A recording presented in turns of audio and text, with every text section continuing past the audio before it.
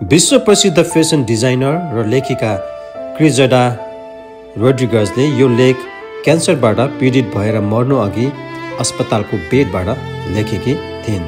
40 वर्षको उमेरमा September 9, 2018मा stage 4 पेटको क्यान्सरबाट उनको निधन भएको थियो र उनले मर्नु अघि यसरी लेखेकी थिइन्।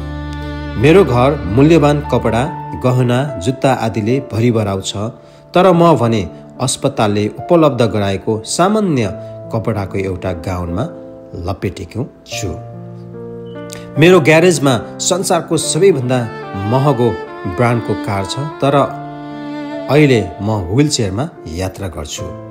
म एउटा 5 तारे होटलबाट अर्को 5 तारे होटलमा जान सक्छु, तर अहिले म अस्पतालबाट प्रयोगशालामा सधैँ समय बिताउँछु। मेरो घर दरबार जस्तै छ, तर म अस्पतालमा डबल साइजको बेडमा सुतिरहेको छु।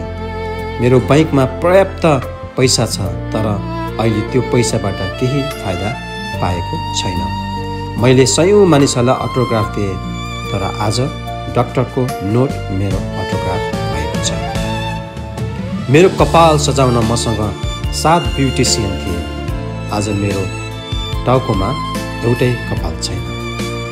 निजी जेटमा म जहाँ चाहन्छु उड्न सक्छु, तर अहिले मलाई अस्पतालको गेटसम्म पुग्न पनि 2 जना मानिसको सहयोग चाहिन्छ।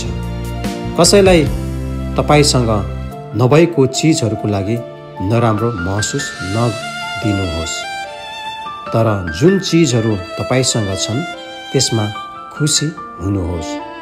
तपाईलाई माया गर्नेहरूको आनन्द लिनुहोस्।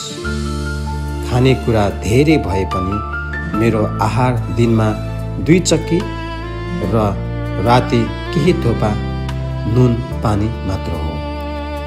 यो घर, यो कार, यो जेट, यो फर्निचर, यति धेरै बैंक खाता, यति धेरै प्रतिष्ठा प्रसिद्धि, ती मध्ये कुनै पनि मेरो लागि काम गर्दैन। यी कुनै पनि कुराले मलाई अहिले राहत दिन सक्दैन। त्यसैले वास्तविक जीवन भनेको धेरै मानिसहरूलाई सान्त्वना दिनु र तिनीहरूको अनुहारमा मुस्कान राख्नु हो। क्रिजेडा रोड्रिगज। र उहाँले यसरी आफू मर्नुभन्दा अगाडि अस्पतालको बेडबाट यो धेरै नै भावुक सन्देश आज संसारलाई छोडेर जानुभयो।